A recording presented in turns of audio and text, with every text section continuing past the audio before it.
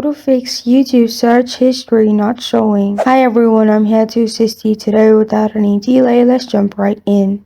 First, open YouTube on your device. Make sure you're logged into your account. Then click on your profile at the bottom right corner of your screen.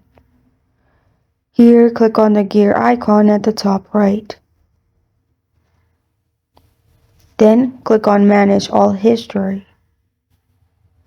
After you've clicked on Manage All History, you will find all your YouTube history in here. Click on Saving Your YouTube History at the top.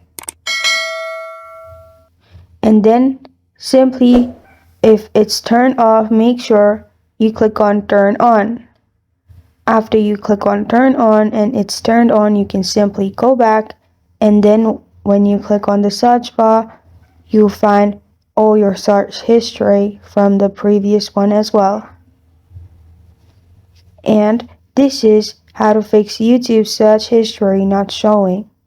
Thank you for joining me today. If this video helps you out, please leave a like and subscribe for more. Got a question or want to suggest a topic, comment below. Thank you for watching.